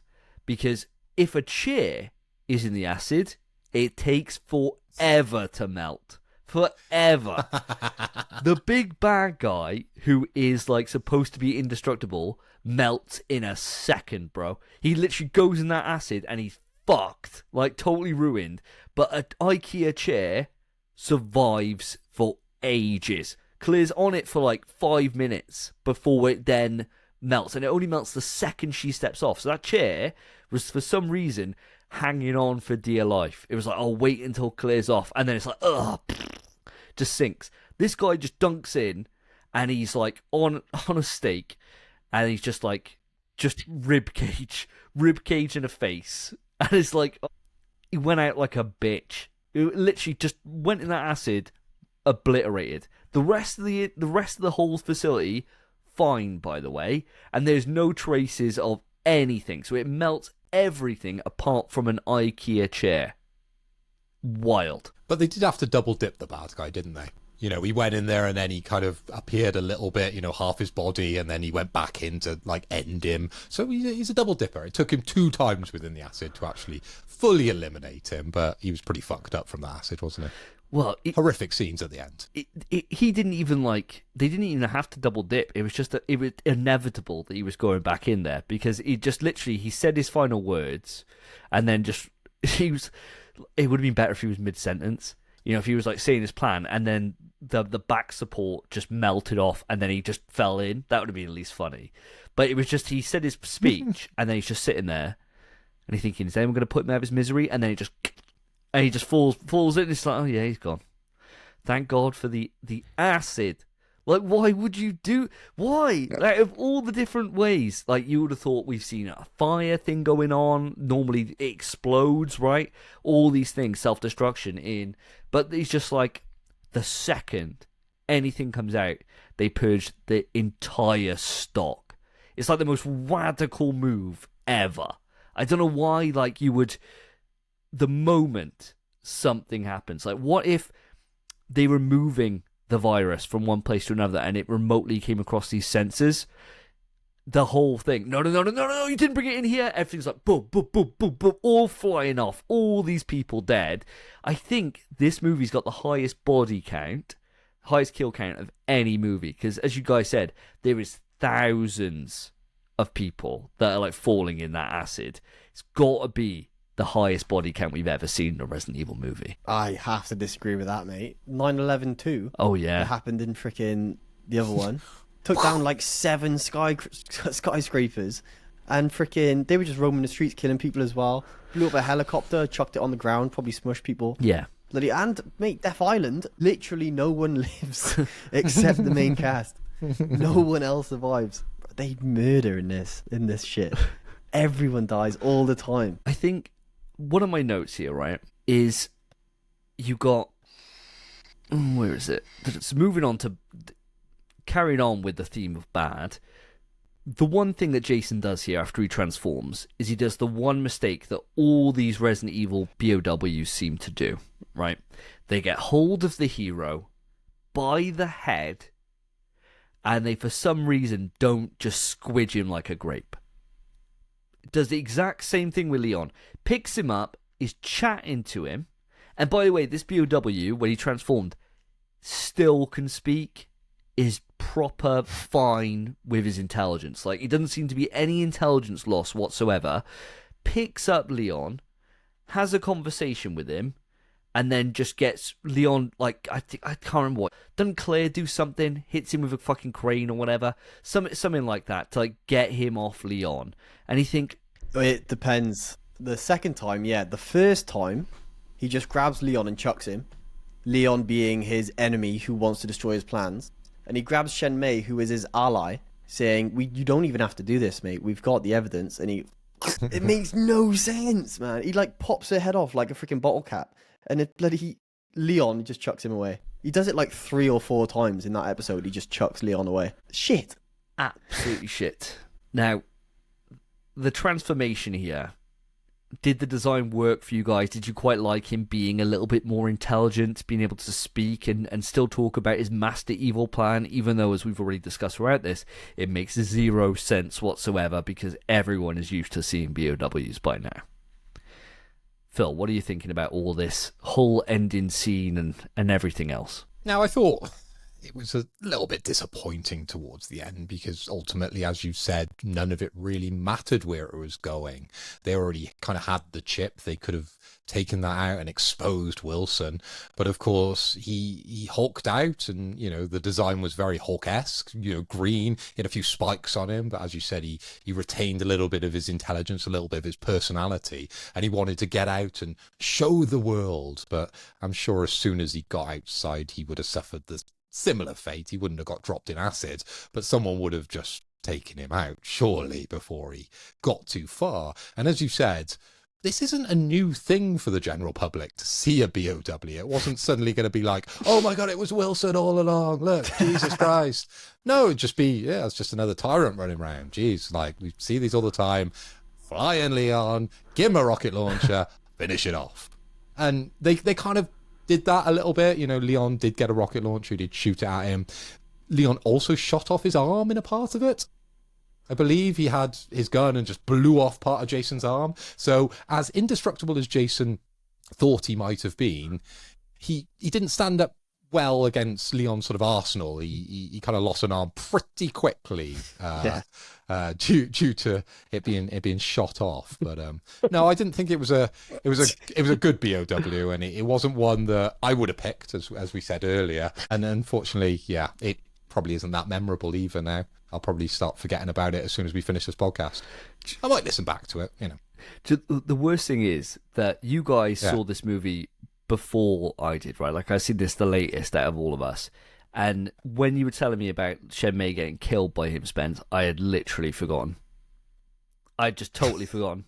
Because I was watching this entire thing. I might as well have been watching it through my hands. Because I was cringing so hard at every single thing. Like, you get, in the one episode, you get a bad guy monologue telling you the entire plot. You get Claire sleeping through the entire fight because she just gets knocked out by, like, fucking nothing, like, in a moment. So she's just out of the fight. The main BOW, as you said, Phil, arm gets it obliterated, showing that this guy is pretty weak, to be fair. Like, we've seen before this, we've seen people take, like, you know, like tank shots, or they're getting fucking run over, or hit by cars, or executed, set on fire, all this shit. This thing gets like a couple of shotgun blasts, and it is fucking ropes. Like, that's one of his main ways to kill people, gone. And it's not like if this thing picked up with its intelligence an AK-47. and started firing that off, right? Nothing like that. He just literally just wants to climb up to the surface, and he's not really too bothered about killing anyone apart from his on-off-again girlfriend. That he's been plotting this for 6 years. Bearing in mind he's still got all his intelligence. It's just like, there's so many moments in here where it just defies logic. And at the same time, I was just like, this guy is just useless. Like, his plan falls away so fast. It's just wild. And he just doesn't make any sense. Just no sense whatsoever. Like, if I was that guy, acid starts coming down, picked up Leon, dunked him in, gone to Claire, dunk her in. Problem solved. Walk up top, maybe grab a test tube as it's falling down so that you got more evidence, and then be like, hold your fire. Like, I'm not a crazed BOW, even though I look like one. I'm proper human. Like, come up with a white flag, maybe. Like, and problem solved, right? Absolutely fine. But no, like, he left himself that it's just his word and nothing else. And nobody, like, Wilson would have the easiest time denying it ever. They'd be like, Wilson, this guy saying you created him, would be like, he's just a monster. And he'd be like, yep, he is just a monster. Case closed, let's destroy him. Like, nobody would, like, his word is going to mean shit, is it? He's not suddenly going to end up in a court of law in a suit, is he? You know, like a comedy suit over his big muscles and, like, defending himself. Go, no, it was him. Objection, objection. No, he would obviously be thrown out, wouldn't he? And you know, like, all his theories. It's a big fucking monster. Like, no one's going to believe the monster over the Secretary, you know, of Defense for the USA. It just wasn't ever going to happen. Him turning into the BOW, massive mistake. Turn someone else into a BOW. Release some of the people in the tubes. No, I'll Hulk out myself and fuck everything up. Mate, what's even worse, if he was in, like, this court scenario where he's like, it was him, I swear, they're like, have you got any evidence? He's like, I did, but I killed her. I killed her, dropped the house. I dropped the house on the rest of the evidence. Sorry. Yeah, shit. Whoops. But fear, though, it's really scary, isn't it? It's like, bro. My worst thing, Leon pissed me off that episode, because when the fight ends and he gets dropped in the acid, in the ooze, Leon's hanging from a chain about 300 feet in the air. The next scene, he's on the floor, running. And I was like, what? How? There was nothing nearby for him to get down, and it was a chain that was, like, looped. So there was no way he could slide down it or anything. I was like, how's he got down there? And he just does. And then he's chatting to Claire, who's got a little bit of a bad foot. And it's like, what the fuck, man? Dear. Absolutely terrible. And that kind of... And, sorry, one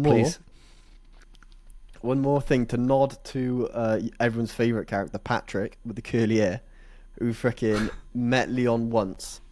Literally met Leon once, and then suddenly gets a call from him going, oh my god, you're alive. Of course I trust you.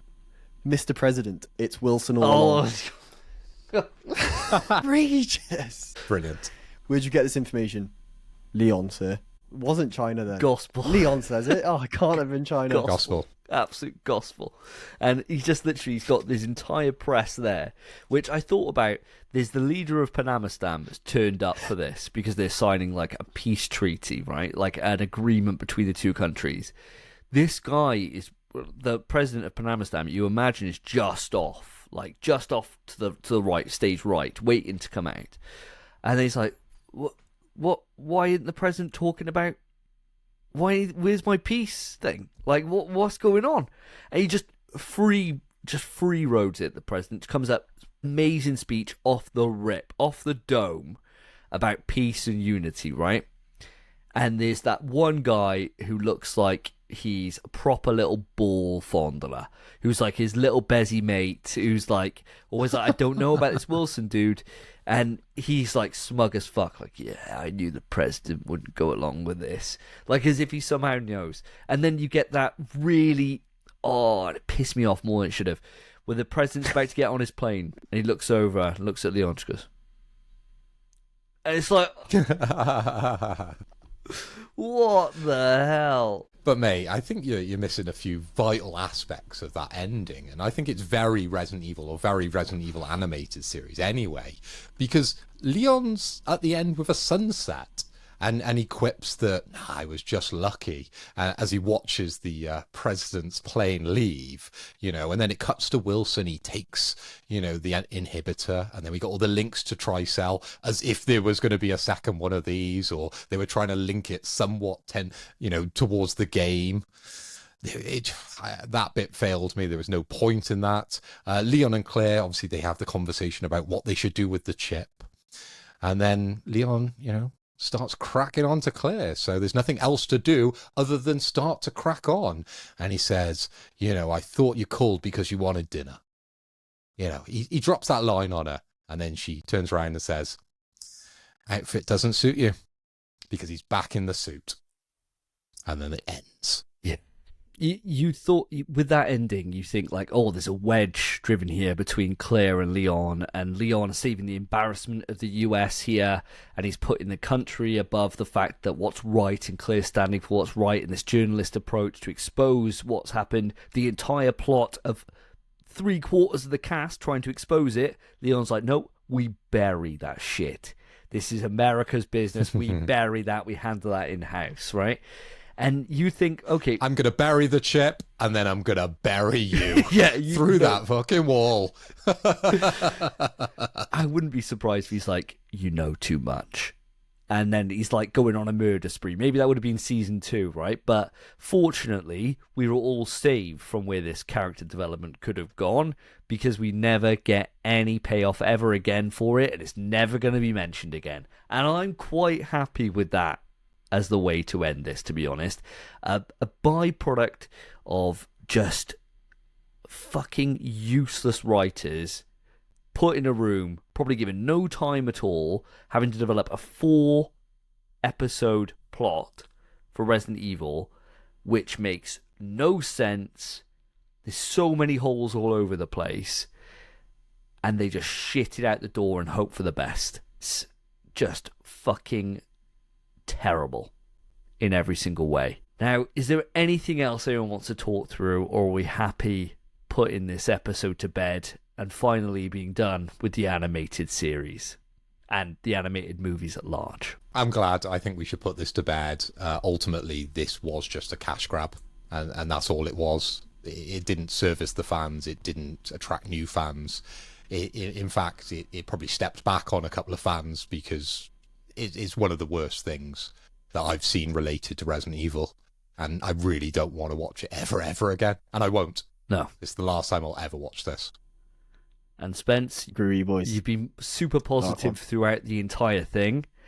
Do you want to give us another positive moment to end this? Tell you what, fucking put it in the dirt. I'm glad we're done, boys. I'm not gonna lie. It's fun to talk about. Fucking miserable to watch. I am never watching this again. I can't believe... I know Netflix made it, and that's why it's still on Netflix. But in good conscience, they should probably just take it off. Same as the live action show. They can't make Resident Evil content. Netflix have tried twice, animated and live action, and both flopped. In fact, almost everyone who tries making Resident Evil content can't do it. Everyone. Just keep it a video game, man. Just stop. I'm glad it's gone. I'm thankful we're done, and I'll wait for my check, mate. Just come to us. If we got put in charge of Resident Evil series, I swear we could do a better job than these fucking brain dead writers. My God. Like, have they even played any of the games? Like, I always question this whenever we've watched any of the sort of live action stuff. I think they're just handed a fact sheet, as I sort of referenced earlier, with what do Resident Evil fans like. They like Leon, they like rocket launchers, they like POWs, zombies, and kind of mix that together. Something to do with the president. Done. I don't know if we'd do a good job, but I think we'd do a better job than this. And I think this isn't like a big bar to jump. And I think we're always saying on these, and this is the final one for the animated ones, we're always saying like a kind of ranking of where it sits. I think, judging by all of us, we're all in agreement here, this is definitely the worst one so far. Like 100%. 100%. I would encourage people to miss this one. Mate, Welcome to Raccoon City is a diamond compared to this. This is hot shit. I don't know if I'll go that far. We'll save that for when we eventually get there. But that is going to end our discussion on Resident Evil Infinite Darkness. I hope you've enjoyed it. If you have, then there's a couple of ways to support the channel. Best thing you could do is put a like on the video and subscribe. If you're listening to podcast services, then make sure, of course, to come along to the YouTube and give it a watch. I've covered pretty much, we've done all the Resident Evil animated movies at this point. And coming up next, we're going to be going through all the live actions, but we're going to be changing the format a little bit and hopefully making it a little bit more engaging from just a standalone podcast style video. So look forward to that when we eventually get to that. Hope in the next month or so, I imagine. Now that has been this episode of the Resident Evil movie review discussion. I've been Davey. I've been Phil. And I've been Spencer. Take care, guys. Peace.